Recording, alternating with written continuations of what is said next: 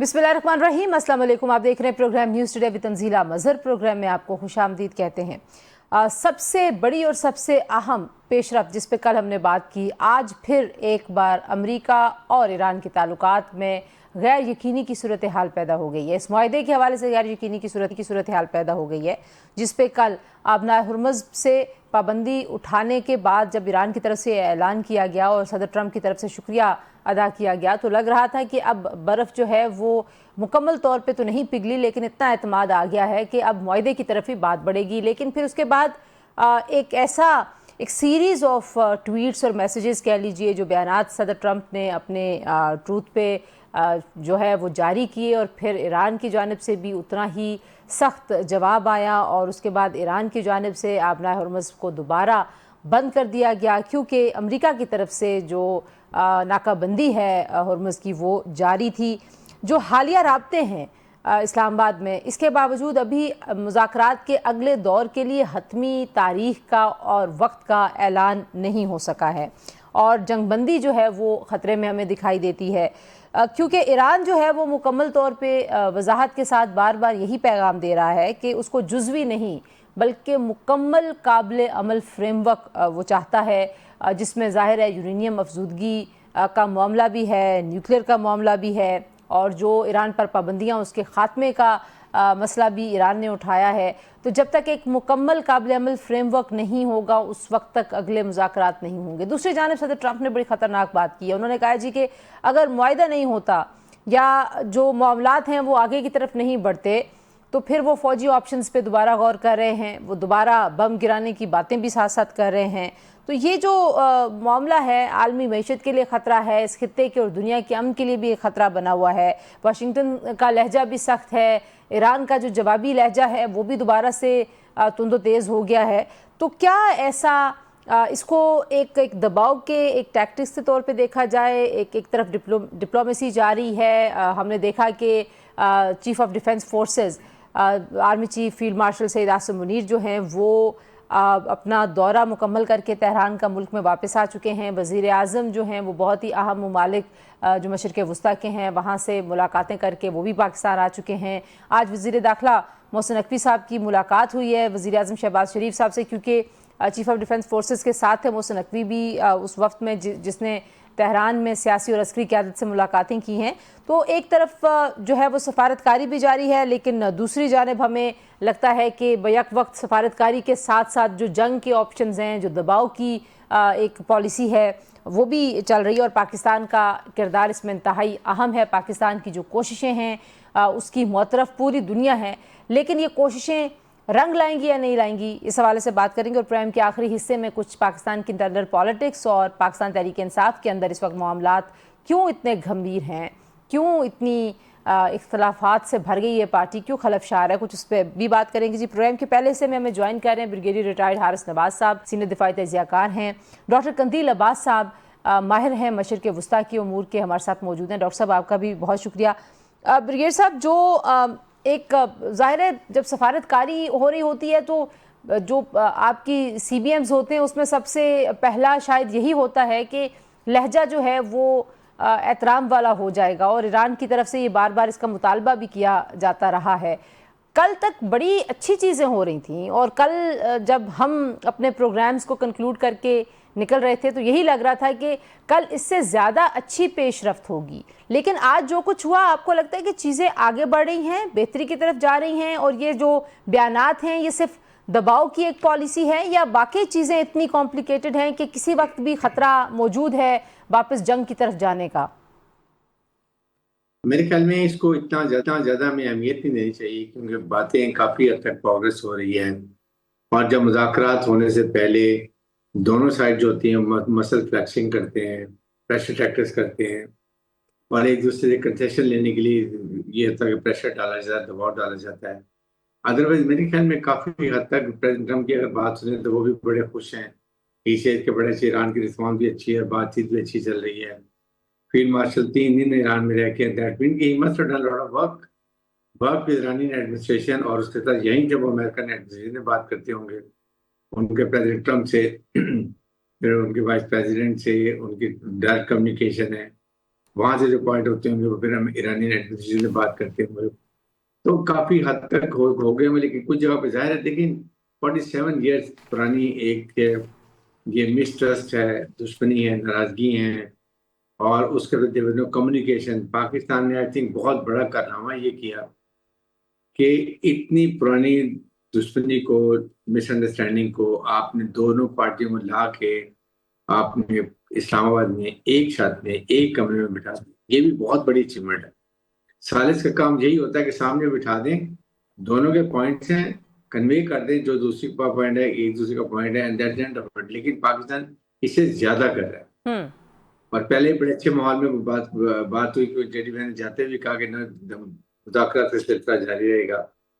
اور اس کے بعد سے اگر آپ نے دیکھا ہو تو بہت زیادہ فیلڈ مارچ چلنے کی کوشش کی، بہت کی، اور خلوص نیت سے، خلوص دل سے. جی اور اس کا اعتراف جو ہے وہ دونوں فریقین کی طرف سے کیا جا رہا ہے. میں ذرا ڈاکٹر صاحب کو بھی گفتگو میں شامل کر لوں. ڈاکٹر صاحب، جو لبنان میں جنگ بندی تھی، ظاہر ایک بہت بڑا ایک رکاوٹ نظر آتی تھی کہ شاید اسرائیل اس پہ راضی نہیں ہوگا. لیکن کل ہم نے دیکھا، کل اور پرسوں کی جو ڈیولپمنٹس تھیں، گزرے ہوئے کل کی بات کر رہی ہوں، کہ اس میں جنگ بندی لبنان میں ہوئی اور اس پہ بڑی پازیٹیو صدر ٹرمپ نے باتیں کی، اور ایران نے جو ہے وہ اس کو ریسیپروکیٹ کیا. انہوں نے آبنائے ہرمز کو کھولا. لیکن پھر اب جو ہے وہ چیزیں ذرا گڑبڑ ہوتی ہوئی دکھائی دے رہی ہیں. آپ کو بھی لگتا ہے کہ واقعی، کیونکہ میں صرف بیانات کی بات تو نہیں کر رہی، اس کی ایک عملی شکل بھی نظر آئی کہ آبنائے ہرمز کو دوبارہ بند کر دیا گیا ہے؟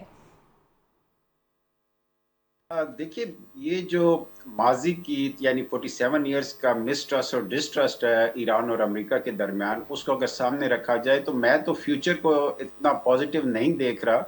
اس لیے کہ جو امریکہ کی طرف سے بیہیویئر ہے اس کے پیچھے ہمیں اسرائیل کا سپوائلر رول نظر آتا ہے. اور وہ اگر 2015 کا جے سی پی او ہو یا 2025 کے مذاکرات ہوں یا 26 کے مذاکرات ہوں، ہر مرحلے میں نے دیکھا ہے کہ اسرائیل جو ہے وہ سپوائلر کا رول پلے کرتا ہے. ابھی بھی مذاکرات سے پہلے جو دو پری کنڈیشن تھیں، ایک امریکہ کی طرف سے اور دوسری ایران کی طرف سے، اس میں ایران کا کہنا یہ تھا کہ مذاکرات کا آغاز تب ہوگا جب آپ سیز فائر کو تمام فرنٹس کے اوپر امپلیمنٹ کریں، یعنی صرف ایران پہ نہیں. اس میں حزب اللہ کے اوپر جو اسرائیل کے اٹیکس ہو رہے تھے، ایران کا تقاضا یہ تھا کہ وہ بھی ختم ہونی چاہیے، اور امریکہ نے اس سے ایگری کیا تھا. لیکن دوسری طرف امریکہ نے پری کنڈیشن یہ رکھی تھی کہ آپ فوری طور پر اسٹریٹ آف ہرمز کو کھول دیں. لیکن جب یہ اسلام آباد پہنچ گئے، اس کے باوجود دیکھا گیا کہ اسرائیل نے نہ صرف یہ کہ وہ سیز فائر نہیں کی، بلکہ حزب اللہ کے خلاف اور لبنان کے خلاف اپنے اٹیک بہت تیز کر دیا. اور اسی دن میرا خیال ہے کہ 10 منٹ کے اندر انہوں نے کوئی more than 100 اٹیکس کی. ایگزیکٹلی. تو اب یہ صورتحال دیکھ کے آپ کہہ سکتے ہیں کہ وہ اسرائیل نہیں چاہ رہا تھا کسی صورت یہ مذاکرات کامیاب، اور پاکستان کی مخلصانہ کوششوں کو بھی وہ تہس نہس کرنے کی سوچ رہا تھا.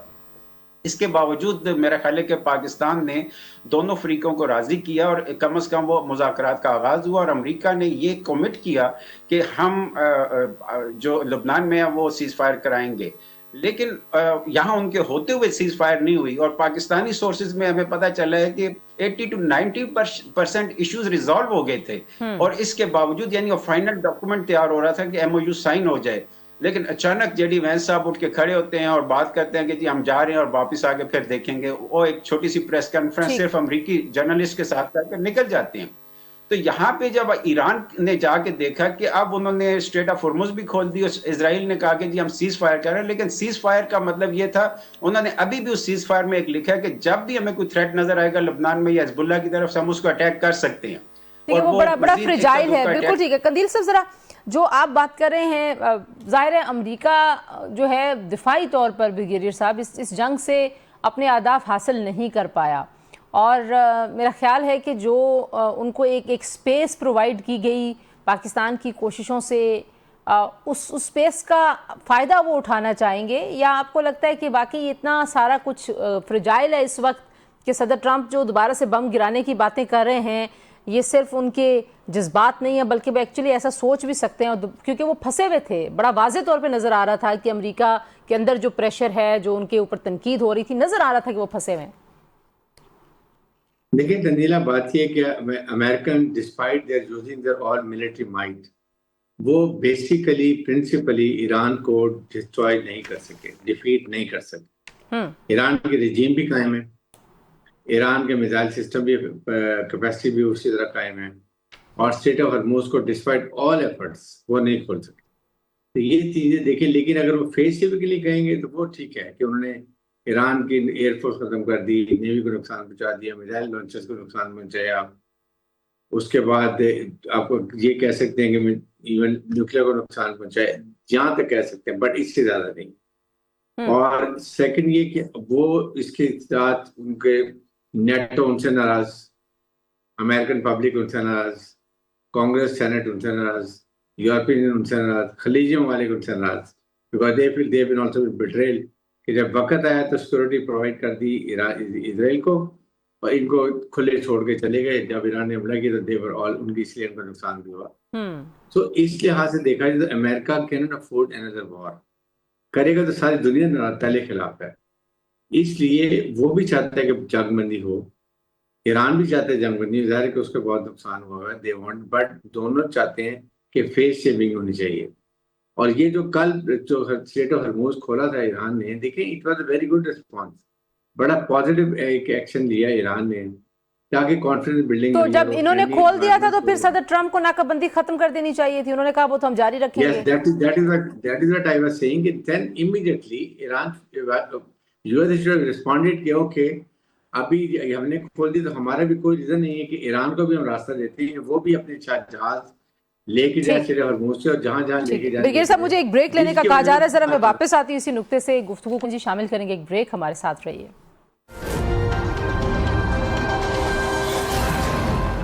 Welcome back to news today जी। और सदर ट्रम्प कहते हैं कि ईरान को ब्लैकमेल नहीं करने देंगे, जबकि दूसरी जानिब जो ज़राए हैं वो इस बात को कंफर्म कर रहे हैं कि अब आबनाए हुर्मुज़ जो है वो ईरानी जो बहरिया है उसका कंट्रोल संभाल चुकी है ऑलमोस्ट, और दोबारा उनका जो कंट्रोल है वहाँ पर बहाल हो गया है।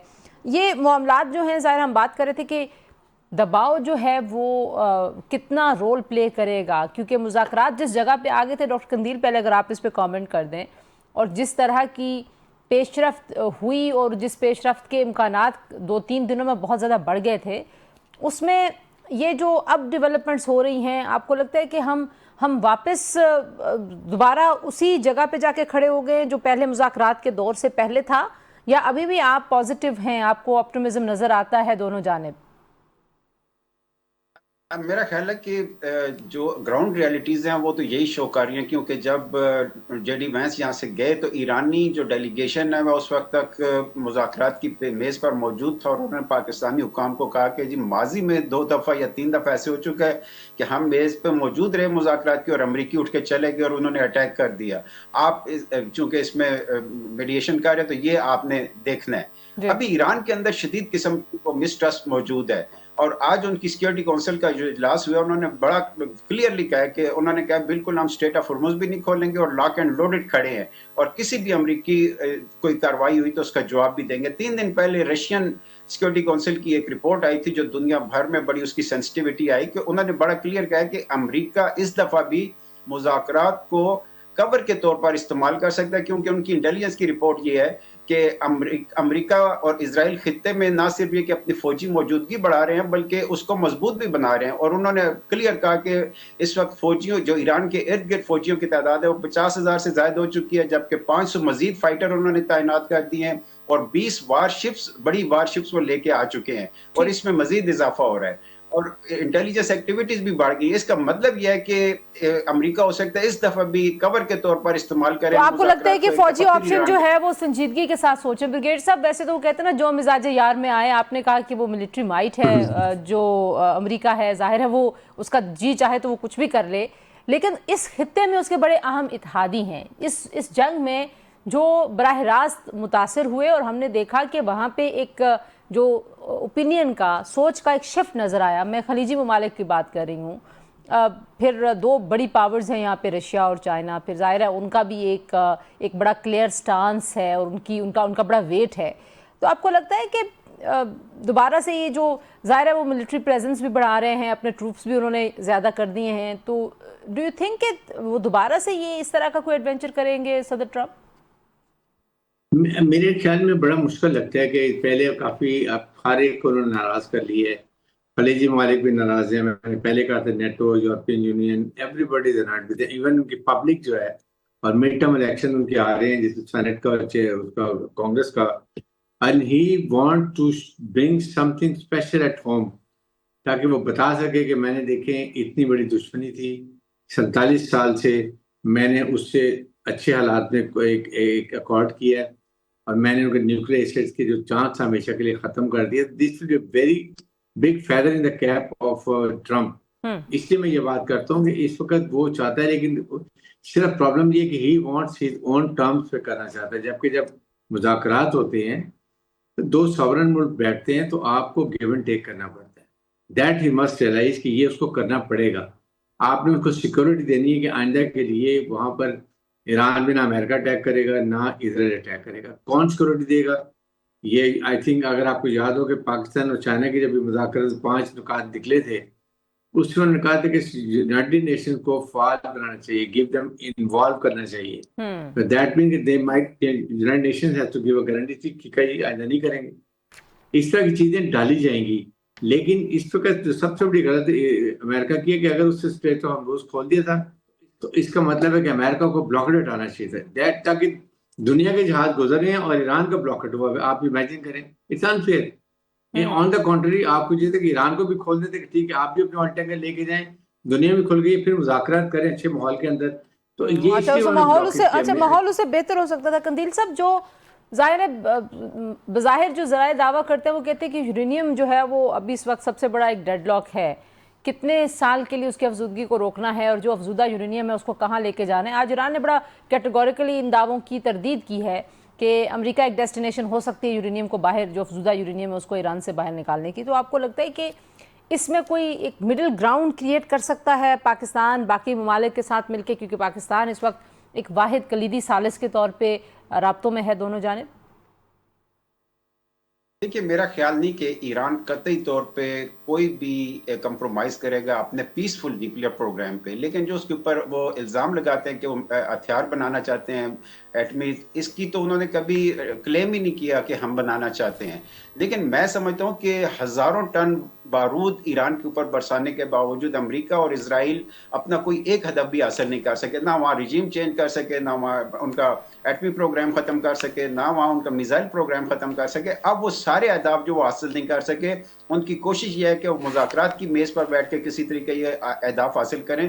لیکن میرا خیال ہے کہ ایرانی جس طرح 40 دنوں میں انہوں نے امریکہ کو ناکو چنے چبوائے ہیں, اس دفعہ وہ مزید وہ بھی تیار ہیں. وہ چاہ رہے ہیں کہ اگر امریکہ مذاکرات میں لاجیکل طریقے سے آگے نہیں بڑھتا تو وہ پھر ایک دفعہ جنگ کے لیے بھی تیار ہیں, کیونکہ انہیں پتہ ہے کہ اگر سیز فائر فریجائل قسم کی رہنی ہے تو ہم ونس فار ایور کی سیز فائر جنگ بندی چاہتے ہیں. اور امریکہ سے وہ یہی مطالبہ کر رہے ہیں کہ آپ اس دفعہ ایسی جنگ بندی کریں کہ ایک گارنٹی کے ساتھ ہمیں پتہ ہو کہ آئندہ کبھی آپ ہمارے اوپر اٹیک نہیں کریں گے. اور اس میں ایرانی بڑے کلیئر ہیں, اور وہ یعنی آپ کو پتہ ہے کہ جے سی پی او کے وقت بھی اور پچھلے 2 مذاکرات میں بھی ایرانیوں سے امریکہ مذاکرات کی میز پر کوئی چیز حاصل نہیں کر سکا. ٹھیک ہے, اور اگر یہ ڈیڈ لاک مزید گہرا ہوتا ہے بریگیڈیئر صاحب, تو پھر پاکستان کے لیے اور پاکستان کے ساتھ جو ملک کھڑے ہیں, ترکی, مصر, سعودی عرب جو ہے, یہ ان کا آپ کیسے دیکھتے ہیں کردار؟ کیا روس اور چائنا کس طرف جا کے کھڑے ہوں گے؟ پاکستان کے لیے کتنا مشکل ہوگا یہ؟ دیکھیں, ایک بات تو کلیئر ہے کہ جو چائنا ہے اس کا اس میں heart and soul is part of it, یہ اکارڈ کے اندر اور یہ مذاکرات کے اندر کوئی ڈاؤٹ نہیں پڑا. پاکستان کو علامہ والا ان کو ظاہر بخار پر بھی رکھ رہے ہیں اور ان کی سپورٹ بھی ہے, اس لیے پاکستان فارم میں گئے تھے چائنا, اور وہاں سے 5 نکاتی پوائنٹ بھی لے کر آئے تھے. ساتھ یہ کہ دیکھیں اس وقت جس اسٹیج پر آ گئے میں آئی فیل کہ اریٹنٹس ہیں, ڈیفیکلٹ ہے, بٹ یہ امپاسبل نہیں. اس لیے اس موقع پہ ایران بھی چاہتا ہے کہ ان کے بہت نقصان ہوا ہے اور ان کے عوام کی جان و مال کی حفاظت, اس کے بعد ان کی آگے ترقی, ان کے ایسٹس فریز ہوئے وہ ڈی فریز ہو جائیں, ان کو مل جائیں, اکنامک ترقی کریں, ان کے لیے سینکشن ختم ہو جائیں. یہ ان کا ایم ہے. اگر ان کو یہ چیزیں مل رہی ہیں اور وہ نیوکلیر بم نہیں بنانا چاہتے, اور اگر وہ 460 کیا مڈل گراؤنڈ ہو سکتی ہے؟ اگر کوئکلی آپ بتا دیں 2 باتیں کہ کیا آپ کو لگتا ہے کہ اس میں سمپل ہے, وہ ایران کہتے ہیں کہ جی اس کو چلے کسی اور ملک میں شفٹ کر دیں جہاں ایران کو تسلی ہے، لیکن وہ پیسفل کے لیے کہے کہ ہاں جی آئیے یہ آ کے چیک کر لیں اور اس کے بعد ہمارے پہ اکنامک سینکشن اٹھا لیں، ہمارے پیسے جو فریز ہوئے وہ ہمیں واپس کریں اور ہم پہ حملہ ہمیں نہ وار کریں۔ آپریشن میں جو نقصان ہوئے، اور شاید اسٹیٹ آف ہمدوس وہ ایک ہو سکتا ہے کہ جی ایک عرصے کے لیے آپ ٹالرنس لگا لیں جب تک آپ کا نقصان پورا نہیں ہوتا، اس کے بعد یہ چھٹی ٹھیک ہے ڈاکٹر قندیل، آپ کے جب لیے بھی کیا اگر آپ کے لیے کیا ڈویبلز ہیں اس میں جو مڈل گراؤنڈ پہ کہیں بات کو لے جائیں؟ میرا خیال یہ کہ یہ مذاکرات کامیاب ہوں یا نہ ہوں، دونوں صورتوں میں آپ کو ایک سیریس قسم کا ریجنل اور انٹرنیشنل آرڈر کے اندر ایک چینج نظر آئے گی، کیونکہ امریکہ کا جو انٹرنیشنل امیج ہے وہ شدید متاثر ہو چکا ہے، اس کے اوپر لوگوں کی ریلائبلٹی ختم ہو چکی ہے، اور لوگ یہ سوال کر رہے ہیں کہ ان کاموں کے لیے تو یونائٹڈ نیشنز بنائی گئی تھی کہ وہ ان چیزوں کو دیکھے۔ امریکہ ون سائیڈڈ آ کے وہ کہہ رہا ہے کہ جی آپ کو نیوکلیر پروگرام رکھنا ہے یا نہیں رکھنا، جبکہ ایران این پی ٹی کا سگنیٹری ہے، آئی اے ای اے کے انسپیکٹرز وہاں موجود تھے، ایران کی جو نیوکلیر پروگرام ہے اس کو انہوں نے کہا ہوا تھا کہ یہ ملٹری گریڈ کا نہیں ہے، پیسفل پرپزز کے لیے ہے۔ اب اگر امریکہ خود آ کے کہتے ہیں جی آپ 0 پہ یورینیم انریچمنٹ لائیں، جبکہ آئی اے ای کہتا ہے کہ 3.67 تک آپ رکھ سکتے ہیں، ایران 3.67 پہ رکھنا چاہ رہا ہے اپنی انریچمنٹ کو۔ اگر آپ یہ بھی نہیں دیتے تو اس کا مطلب ہے کہ آپ انٹرنیشنل آرڈر میں جا کے مداخلت کر رہے ہیں، آپ انٹرنیشنل لا کی وائلیٹ کر رہے ہیں۔ تو اس میں میرا خیال ہے کہ آپ کو ریجنل اور انٹرنیشنل آرڈر دونوں صورتوں میں چینج ہوتا نظر آئے گا۔ بہت شکریہ ڈاکٹر قندیل عباس اور بریگیڈیئر حارث نواز دونوں کا شکریہ جی، آپ نے ہمیں وقت دیا، آپ نے گفتگو سنی مہمانوں کی۔ پروگرام میں شامل کریں گے ایک بریک۔ پاکستان تحریک انصاف کے اندر شدید اختلافات ہیں، پارٹی کے عہدیداران اور عمران خان صاحب کی بہنیں آمنے سامنے ہیں اور جس طرح کے بیانات آ رہے ہیں، کیا تصویر بنی ہوئی اس حوالے سے بات کریں گے۔ سینئر سیاستدان فواد چودھری صاحب بریک کے بعد ہمارے ساتھ ہوں گے، ہمارے ساتھ رہیے۔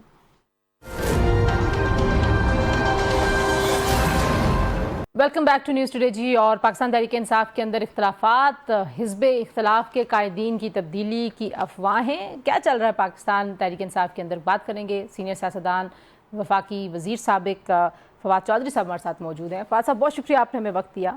بہت کچھ ظاہر ہے بین الاقوامی سطح پر بھی ہو رہا ہے اور پاکستان جو ہے اس کا ایک مرکز اور محور ہے، لیکن اسی طریقے سے جب ہم پاکستان میں دیکھتے ہیں تو پاکستان تحریک انصاف کے حالات و واقعات جو ہیں وہ سیاست کا محور اور مرکز ہیں۔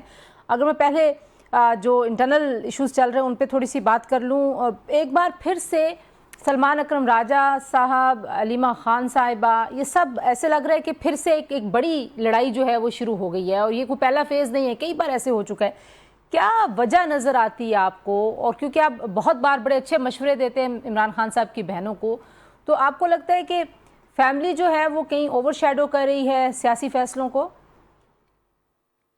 دیکھیے، پہلی بات تو یہ ہے کہ سیاسی فیصلے تو کر ہی نہیں رہے۔ آج اگر تحریک انصاف کی کوئی نام لیوا ہے اور عمران خان کی حراست کے اوپر اگر کوئی اس وقت بات ہو رہی ہے تو وہ صرف علیمہ خان، عظمیٰ خان اور نورین بی بی کی وجہ سے ہو رہی ہے۔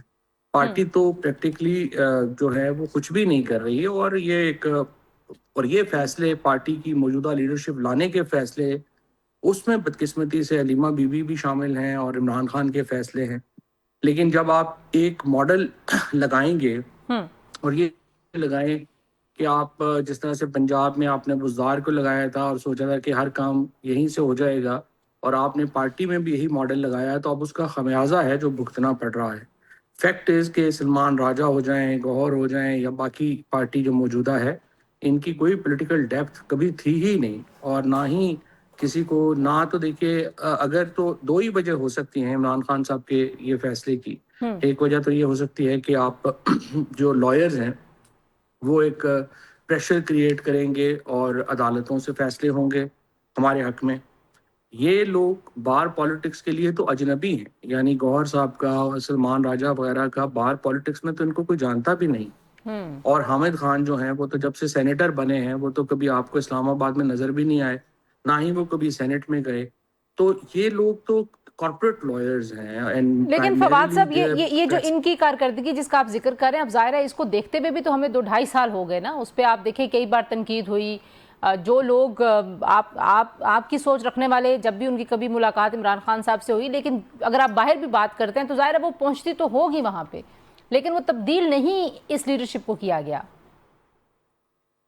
جی بالکل، یہ تو اب پتہ نہیں پہنچتی ہے نہیں پہنچتی، ہمیں پتہ نہیں آخری سپٹمبر میں جب میری ملاقات ہوئی تھی خان صاحب سے، تو میں نے انہیں یہ عرض کیا تھا کہ دیکھیں ہم پولیٹیکل پارٹی ہیں، اور پولیٹیکل پارٹی کی جو جدوجہد ہے اس کی لمیٹیشنز ہیں، ہم کوئی بندوقیں اٹھا کے پہاڑوں پہ تو نہیں چڑھ سکتے، لہٰذا ہم نے ایک ایسی حکمت عملی بنانی ہے جس سے ہمیں پولیٹیکل سپیس ملے، اور پولیٹیکل سپیس تب مل سکتی ہے جب ہم جو پولیٹیکل پارٹیز ہیں ان کو اپنے ساتھ شامل کریں، ایک بفر کریٹ کریں اور بات چیت کے ذریعے اپنے لیے سپیس پیدا کرنے کی کوشش کریں، اور اگر آپ مجھے موقع دیں تو میں یہ الائنس بھی بنا دوں گا اور ہماری بات چیت بھی ہو جائے گی۔ تو انہوں نے کہا کہ اس پہ مجھے سوچنے دو، لیکن اس کے بعد ظاہر ہے کہ ہماری ملاقاتوں پہ پابندی لگ گئی اور وہ کبھی کچھ جو ہے وہ ہو نہیں سکا۔ اب اس وقت پرابلم یہ ہے کہ حکومت کسی دباؤ میں نہیں ہے، انٹرنیشنلی وہ سمجھتے ہیں کہ ہم بہت ویل پلیسڈ ہیں، لہٰذا وہ کوئی کین نہیں ہے پی ٹی آئی کو کسی طریقے سے بھی کوئی ریلیف دینے کو۔ تو یہ راستہ تو پی ٹی آئی نے ہی سوچنا ہے کہ وہ کیسے بنائیں، وہ بات چیت سے نہ بنائیں، مزاحمت سے بنائیں، دونوں کو ملا کے بنائیں۔ اسٹریٹجی جو ہے وہ تو اب ساری پی ٹی آئی نے بنانی ہے، حکومت کی تو اسٹریٹجی واضح ہے، وہ تو جیسے چل رہی ہے ویسے چلے گی۔ اس وقت ظاہر ہے آپ کو بھی اسلام آباد میں جو اس وقت افواہیں اور خبریں گردش کر رہی ہیں وہ آپ سن رہے ہوں گے۔ دو چیزیں بڑی اہم کی جا رہی ہیں، ایک تو یہ کہ جو پارلیمنٹ کے اندر اپوزیشن کے دو رہنما ہیں، قومی اسمبلی میں قیادت ہے جو حزب اختلاف کے جو لیڈر ہیں، اور سینٹ میں، ان کو ہٹائے جانے یا ان سے اختیارات واپس لینے کی باتیں بھی پی ٹی آئی کے حلقوں سے ہو رہی ہیں۔ کس طرح سے دیکھتے ہیں آپ کہ یہ فیصلہ کیسے امپیکٹ کرے گا پہلے سے ہی جس ڈیوائیڈ کی آپ ذکر کر رہے ہیں اس ڈیوائیڈ کو مزید گہرا کرنے میں؟ نہیں دیکھیں، یہ فیصلہ تو کرنا پڑے گا، کیونکہ جو علامہ ناصر عباس ہیں، محمود اچکزئی ہیں، وہ تو بالکل دلچسپی نہیں رکھتے عمران خان کو باہر لانے میں، نہ ہی کوئی پی ٹی آئی کے لیے ان کا کوئی ایجنڈا ہے۔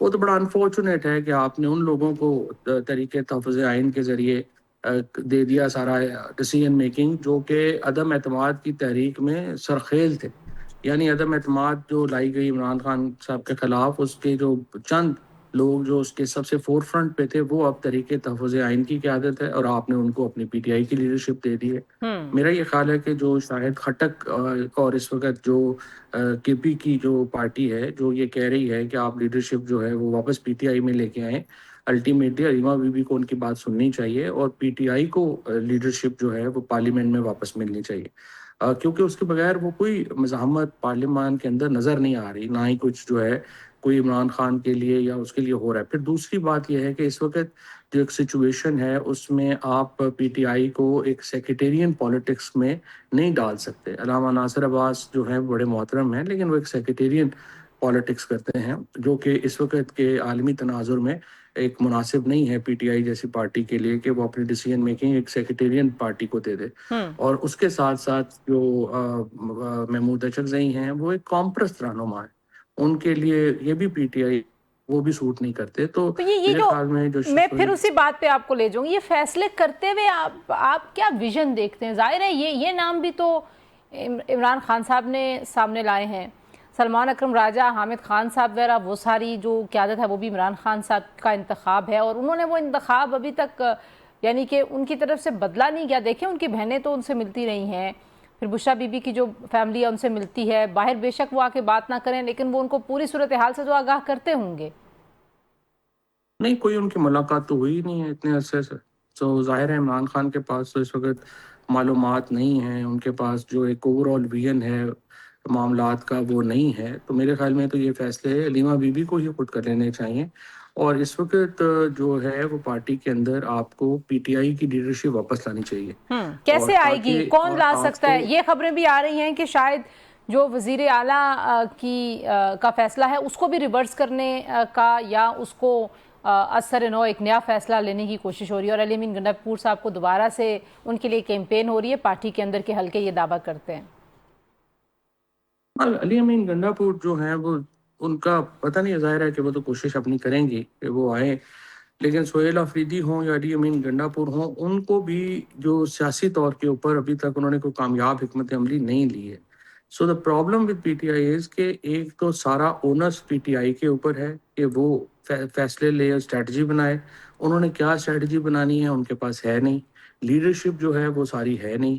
سو یہ ایک میرے خیال کے اندر پی ٹی آئی کو فی الحال पीछे करके जो फैमिली है इमरान खान की, स्पेशली जो तीनों बहनें हैं और बेटे हैं, उनको आपस में एक कोऑर्डिनेशन करनी पड़ेगी और सोचना पड़ेगा कि वो क्या तब्दीलियां पार्टी के अंदर जो हैं वो लाएं, जिससे इमरान खान की रिहाई के ऊपर एक मौसर हिकमत अमली हो सके। इमरान खान की बहनें जो कर रही हैं, इमरान खान के बेटे भी उतना नहीं कर पाए उनके लिए जो उनको करना चाहिए था।